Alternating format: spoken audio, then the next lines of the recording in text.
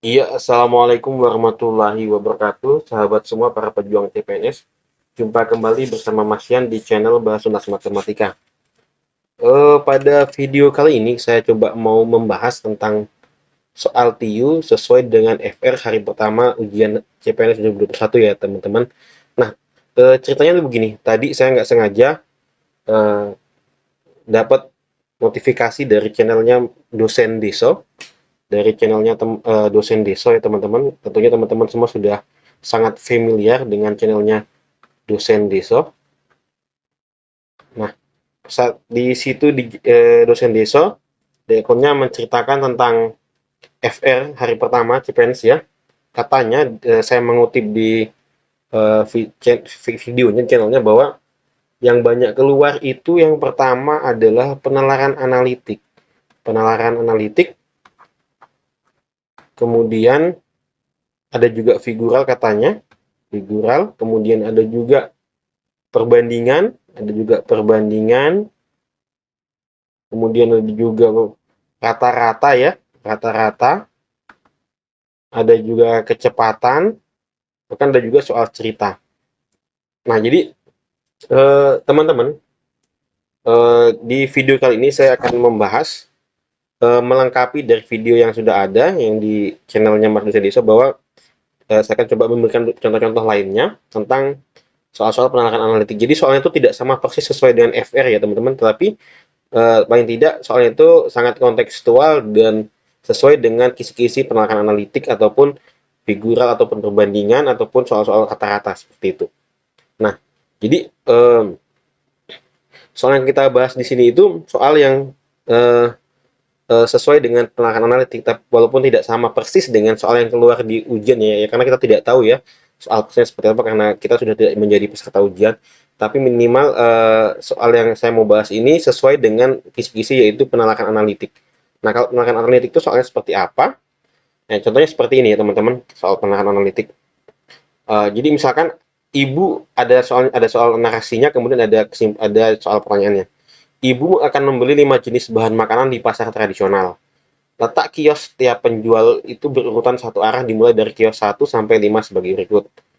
Nah, kemudian ada syarat-syaratnya teman-teman, makanya kita langsung coba ke pertanyaannya. Jika ibu sudah membeli telur, maka setelahnya ibu akan membeli apa? Nah, untuk menjawab soal seperti ini, maka kita bisa membuat kotak-kotak ya, yang kita misalkan sebagai kios. Seperti itu. Nah, di soal ditulis bahwa ada kios 1 sampai 5 ya, berurutan sampai 5, berarti ada 5 kios. Kios pertama, kedua, ketiga, keempat, dan kelima. Nah, kemudian kita lihat, kita analisis mulai dari persyaratannya ya. Lihat, yang pertama adalah penjual beras itu memiliki alat penggilingan tepung yang bersuara keras dan bising sehingga berada di kios paling ujung. Nah, ini sudah pasti ya, paling ujung. Nah, ini namanya kata kunci. Kata kuncinya.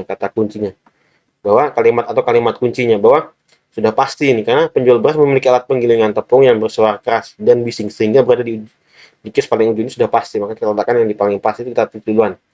Yang pasti kita tulis duluan. Ini kita sebut dengan ini tadi apa? Penjual beras. Kita kasih kode beras saja. Oke. Kios nomor 5 kan? Satu, 2, 3, 4, dan 5. Kemudian kios penjual ayam dan penjual buah selalu berdekatan. Nah, selalu berdekatan ini kan belum tentu pasti ya. Bisa saja berdekatan di satu atau dua, bisa juga dua dengan tiga, bisa juga tiga dengan empat. Belum pasti ya di mana ya. Kan kita simpan dulu bahwa ayam itu selalu berdekatan dan buah ya. Ayam dan buah itu berdekatan. Oke, kita keep atau kita simpan. Kita lihat syarat selanjutnya. Penjual sayur ingin berada di urutan nomor satu. Ini juga sudah disebut dengan kalimat pasti ya atau kata kuncinya bahwa dia penjual sayur itu berada di urutan nomor satu. Kita kasih kode di sini sayur atau SY. Boleh. Kemudian penjual telur tidak suka mendengar suara bising. Nah, kalau penjual telur tidak suka mendengar suara bising, otomatis kiosnya penjual telur itu tidak di nomor 4. Bisa saja di nomor 3 atau nomor 2. Nah, kalau ditaruh nomor 3, otomatis kita tidak bisa meletakkan ayam dan buah tadi yang selalu berdekatan ya. Maka bisa jadi 2, bisa jadi 2 ya. Karena kalau di 3, kita tidak bisa menempatkan ini. Apalagi kalau di 4, bertolak belakang dengan syaratnya bahwa penjual telur tidak suka mendengar bising. Maka penjual telur itu kita letakkan di nomor 2, telur. Nah, kemudian Nah, kata kunci selanjutnya adalah sebagian besar pembeli sayur langsung membeli telur. Sebagian besar pembeli sayur langsung membeli telur. Nah, sudah betul ya. Sayur, telur, kemudian ayam, kemudian buah. Oke. Pertanyaannya adalah jika ibu sudah membeli telur, maka setelahnya ibu akan membeli ayam dan buah. Ayam dan buah. Nah, ini yang benar. Yang D. Oke, gampang ya teman-teman. Kita coba melihat kembali model-model soal penalaran analitik ya. Semodel soal penalaran analitik tuh yang selanjutnya seperti ini. Seorang pencari bakat di suatu sekolah sedang membentuk sebuah grup vokal untuk dipromosikan sebagai artis pendatang baru. Para peserta yang memenuhi syarat untuk menjadi anggota grup vokal adalah Anissa, Bian, Cherry, Dania, Eca, dan Gisel. Nah, ini bisa kita buat simbol-simbol ya. Kalau Anissa itu A, Bian itu B, Cherry itu C, Dania itu D, Eca itu E, Gisel itu G. Kita lihat pertanyaannya. Jika baik Anissa maupun Gisel terpilih, berapakah jumlah maksimum anggota grup vokal? Oke, berarti kata kuncinya adalah Anissa maupun Gisel. Kalau ada maupun berarti keduanya ya. Maka kita lihat, mana duluan? Kita cek Anissa dulu atau Gisel dulu. Nah, kalau dari persyaratannya paling di atas adalah Gisel, maka boleh kita mulai dengan Gisel. Kalau Gisel dipilih, maka konsekuensinya apa? Jika Gisel dipilih, maka Cherry harus dipilih. Gisel dipilih, maka Cherry ikut Cherry. Atau G, maka C harus ikut. Nah, oke. Selanjutnya, Anissa. Jika Anissa dipilih, Anissa, maka konsekuensinya adalah Dania atau Vania harus dipilih salah satu ya. Dania atau Vania. Nah, kemudian syarat selanjutnya adalah Dania atau Eca harus dipilih salah satu. Dania atau Eca harus dipilih salah satu. Maka berdasarkan urutan nomor 5, Dania itu sudah pasti terpilih dan Eca juga sudah pasti terpilih. Tetapi ketika kita gunakan persyaratan nomor 4, jika Dania, jika jika Anissa dipilih maka Dania atau Vania harus dipilih salah satunya, tidak boleh keduanya. Kalau saya pilih Dania, maka Eca nggak boleh ikut ya, padahal ini harus ikut. Berarti saya tidak pilih Dania. Saya pilih Vania. Saya pilih Vania, sehingga kalau saya pilih Vania, Eca bisa terpilih. Nah, maka bisa Eca terpilih. Eca terpilih. Eca terpilih. Maka yang terpilih adalah 1, 2, Gisel Cherry 2, Anissa 3, Vania 4, Eca 5. Maka grup vokal maksimum terpilih itu ada 5 gitu. Yang benar adalah yang E. Oke, seperti itu. Kan tadi kalau Dania kita pilih berdasarkan aturan nomor 4, maka Vania tidak terpilih dan Eca juga tidak terpilih karena harus salah satu ya. Maka kalau saya pilih Vania, maka Eca juga ikut terpilih maksimum 5. Oke. Seperti itu model soal-soal penerapan analitik. Kita harus membuat skema-skema dan melakukan analisis. Itu ya teman-teman. Kalau misalkan FR yang dicerita Mas dosen Deso itu benar ada muncul soal penerapan analitik, maka kita sudah tahu gambaran-gambaran soal analitik itu cara mengerjakannya seperti apa. Walaupun kita tidak bisa prediksi dengan pasti bahwa soalnya itu sama seperti ini, itu sama persis, tapi paling tidak kita tahu bagaimana menyelesaikan soal-soal penerapan analitik. Oke, selanjutnya adalah soal figural. Nah, kalau ada soal figural kayak gini nih gampang aja teman-teman. Kita lihat polanya teman-teman. Ya, pola yang pertama itu titik 1, buatannya 1, kemudian kotaknya ada 1, 2, 3, 4. Nah, berpindah ke sini, bulatan hitamnya menjadi 2, kemudian di sini menjadi kotaknya menjadi 1, 2, 3. Kemudian berpindah ke sini, bulatannya juga bertambah, berpindah ke sini, bulatannya bertambah. Maka kita pilih di sini bulatan hitamnya yang ada 5 ya teman-teman. Yang ada 5 mana? Ada semua ada 5. Ini juga 5, ini 5, ini 5 juga, ini 5. Nah, sekarang kita pilih kotak-kotaknya. Kotak-kotaknya itu semakin ke kanan, semakin berkurang ya. Maka habis ini 1, berarti sini habis kotak-kotaknya. Maka yang terpilih adalah yang C. Nah, gitu. Nah, kotak bulatan hitamnya bertambah di sini jadi 5, 1, 2, 3. Ini kan 4 ya, ini 4. 4 bulatan hitamnya. Maka ke sini pasti 5. 1, 2, 3, 4, 5 gitu. Yang di sini kotak-kotaknya 1, 2, 3, 4. Semakin ke kanan semakin berkurang sampai di kotak yang terakhir ini pasti habis. Yang benar yang C. Nah, gitu model-model soal penakan soal figural, teman-teman. Kita cari hubungan-hubungannya juga, gitu. Nah, ini juga sama, teman-teman ya. Kita lihat eh, dari gambar pertama ke gambar kedua, itu ada segi empat ini ya, teman-teman ya. Di dalam ini segi empat. Satu, dua, tiga, empat. Segi empat. Modelnya itu jejar genjang. Segi empat. Kalau semakin ke sini, segi enam. Kemudian, apa namanya, bulatannya itu berpindah dari sebelah kanan berpindah menjadi kiri. Nah, kemudian yang ini, teman-teman, bulatannya sebelah kiri, nanti kita pilih bulatannya sebelah kanan. Nah, tinggal kita pilih yang mana hitamnya. Oke, gitu. Nah, ini hitamnya di atas. Kita lihat tadi ya, teman-teman ya. Ini sama. Oke, teman-teman, kita lihat kotaknya ini dari kalau bentuknya dari segi 4 menjadi segi 5. Kemudian bulatannya ini dari kanan kemarin pindah sini jadi kiri ya, ini ke kiri toh. Di kiri, sedangkan ini yang di kanan. Kemudian gambar selanjutnya ini adalah hitam putih dari segi 4 juga sama, kemudian ini di kiri. Maka kita pilih polanya yang sama, hitam putih, tapi dia bertambah jadi segi 6 atau segi 5 ya. Segi 6, segi 6. Ini segi 4 jadi segi 6. Nah, yang sesuai berarti di kanan ini ya, teman-teman, di kanan. Dari kiri pindah ke kanan, hitam putih berarti putih hitam. Nah, yang benar ini yang A. Kalau saya memilihnya yang A karena polanya sama ya. Segi 6, ini segi 5, sama-sama hitamnya di atas, kemudian di bawahnya juga putihnya sama. Kemudian ini bulatannya dari kiri, kemudian pindah ke kanan. Oke, jawabannya yang A. Seperti itu, teman-teman. Selanjutnya, kita ke soal yang perbandingan, teman-teman. Soal perbandingan ini, perbandingan itu ada yang namanya perbandingan terbalik, ada namanya perbandingan senilai. Kita lihat nanti ciri-cirinya. Kita lihat dulu soalnya. Seseorang pemborong mampu menyelesaikan pekerjaannya selama 49 hari dengan 64 pekerja. Jadi dia 49 hari itu, 49 hari itu sama dengan 64 pekerja, 64P. Karena sesuatu hal pekerjaan itu harus selesai dalam waktu 28 hari. 28 hari sama dengan X pekerja ya. Nah, begitu. Nah, untuk mengetahui ini kita lihat ciri-cirinya ya, teman-teman. Dari 49 ke 28 hari itu berarti semakin cepat ya, teman-teman, atau semakin berkurang ya. Nah, kalau semakin berkurang semakin cepat selesainya, tentunya pekerjanya juga bertambah banyak.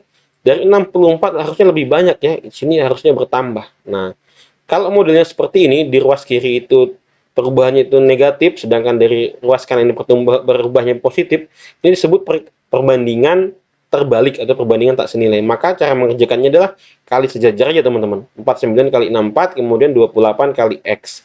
Sehingga kita mendapatkan persamaan 28X itu sama dengan 49 dikali 64. Sehingga X-nya itu sama dengan 49 dikali 64 dibagi 28. Oke, saya mau membaginya yang mudah aja ya, teman-teman. Ini saya bagi 7 dapat 4, ini saya bagi 7 dapat 7, kemudian saya bagi 4 dapat 1, 64 itu saya bagi 4 itu dapatnya 16 ya, teman-teman. 16, sehingga kita akan mendapatkan X-nya itu 7 kali 16. 7 kali 16 itu berapa? 16 kali 7. 7 kali 6 itu 2 simpan 4. 7 kali 1, 7, 11. 112 pekerja ya. Maka banyak pekerja yang harus ditambahkan adalah, nah sudah ada 64 pekerja, sehingga kita kurangkan 112 dikurang 64 pekerja. Maka berapa, teman-teman? 12 kurang 4 itu 8. Tadi ini dipinjam 1 jadi 0 ya. 10 itu dikurang 6 itu 4. 48. Maka banyak pekerja yang harus ditambahkan adalah 48 pekerja. Jadi jawabannya bukan 112 tadi. 112 tadi itu baru banyaknya baru jumlah pekerja yang dibutuhkan untuk menyelesaikan pekerjaan selama 28 hari tadi. Nah, sedangkan pertanyaannya adalah banyaknya pekerja yang harus ditambahkan. Yang harus ditambahkan berarti ada sudah pekerja yang jumlahnya di awal ya, yang di awal itu 64 jumlah pekerjanya. Berapa tambahannya sampai ke 112 itu? Maka 112 dikurang 64 dapatnya 48. Nah, seperti itu, teman-temannya soal perbandingan itu. Oke? Selanjutnya kita ke ini, model-model soal statistik. Ya, katanya Mas dosen Deso tadi, saya mengutip juga di channelnya dia, di kontennya dia, bahwa ada juga soal-soal statistiknya ya, rata-rata gitu. Nah, kita lihat contoh soalnya begini. Ini contoh aja ya teman-teman, banyak model soal kata-kata itu. Kita tidak bisa pastikan seperti apa modelnya yang keluar soal kata-katanya, tapi nah, kita bisa mencoba latihan-latihan soal yang bentuknya adalah soal-soal kata-kata atau statistik gitu. Jadi kita punya 6 buah data terdiri dari bilangan positif yang memiliki modus 4. MO-nya itu 4 ya, modusnya 4. Kemudian mediannya itu sama dengan 5. Median itu berarti nilai tengah ya. Kemudian rataannya itu sama dengan 5. Oke, kita buat analisanya. Ini nggak usah pakai rumus ya, teman-teman. Berarti data ke-1, X1, data kedua, X2, X3, X4, X5, X6 ya. Data ke-6 itu kalau dijumlahkan semuanya, dijumlahkan, itu sama dengan 30 ya, teman-teman. 30 karena 30 dibagi 6 itu dapatnya 5, kata-katanya 5 gitu. Oke. Jadi kita lihat mediannya itu berarti di sini ya, teman-teman ya. Mediannya itu di sini gitu. Mediannya berarti data ketiga ditambah data keempat. Nah, berarti harusnya 5. Maka kalau modusnya 4 berarti bisa saja kita berasumsi bahwa ada di tengah-tengah ini berarti penjumlahan antara bisa saja 7 tambah 3 per 2 kan. Penjumlahan yang hasilnya 10 kemudian dibagi 2 berarti bisa saja 5 tambah 5, bisa saja 6 tambah 4, bisa saja 1 tambah 9 ya. Di tengah-tengah. Tetapi kalau di tengah-tengah ini berarti tidak mungkin 1 ya, teman-teman. Kita asumsikan di sini 4, di sini 4, di sini 6 gitu. 4 tambah 6 itu 10, 10 tambah 4 tambah 6, 10 bagi 2 kan 5 ya. Mediannya 5 gitu.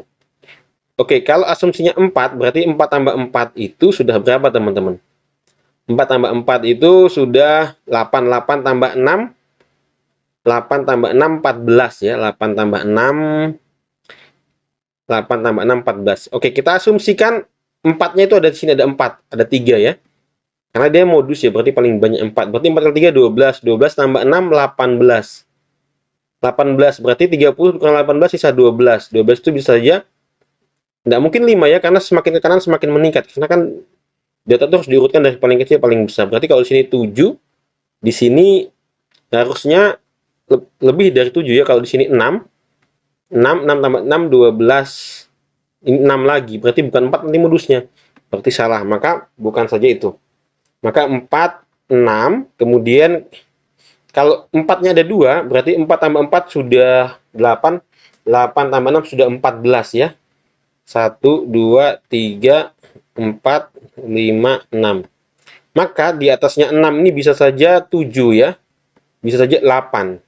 4 tambah 4 itu 8, 8 tambah 6, 14, 14 tambah 7 itu 28, 28. Oke, saya ulang ya.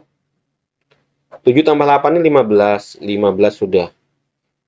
4 tambah 4 itu sudah 8, 8 tambah 6, 14 sudah, 14, 29, maka di sini 1.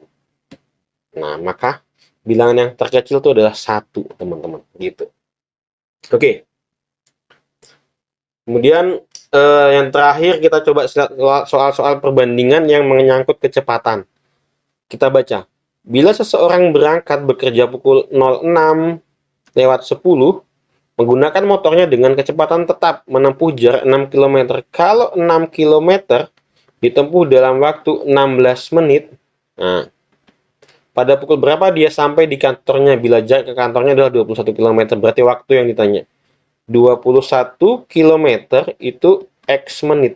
Nah, model seperti ini disebut perbandingan senilai. Kenapa? Karena ketika kilometernya bertambah, maka waktunya juga bertambah, teman-teman. Di kiri bertambah, di kanan juga bertambah sama. Maka namanya perbandingan senilai. Kalau perbandingan senilai kali silang aja, teman-teman ya. Kali silang, kali silang.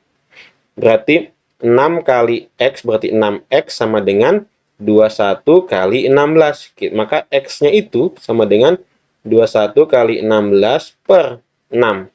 Sehingga kita mendapatkan X-nya itu sama dengan kita sederhanakan bagi 3 dapatnya 2, bagi 3 dapatnya 7. Bagi 2 dapatnya 1, bagi 16 bagi 2 dapatnya 8. 7 kali 8 itu 56 ya teman-teman, gampang. Kita nggak usah hitung yang gede-gede aja, 56. Maka waktunya adalah 56 menit. Dia tadi start pukul 06.10 ya teman-teman, maka kita tambah aja 56. 56 kita tambah. 0 tambah 6 itu dapatnya 6, kemudian 1 tambah 5 itu 6 ya. Kalau sudah 6 itu berarti sudah bertambah 1 jamnya ya, berarti di sini 0. Karena bertambah jamnya tambah 1 di sini, berarti 07.06. Maka dia sampai di kantornya pada pukul 07.06. Nah, seperti itu ya teman-teman contoh-contoh soal perbandingan, kemudian penalaran analitik, kemudian statistik, kemudian figural ya teman-teman.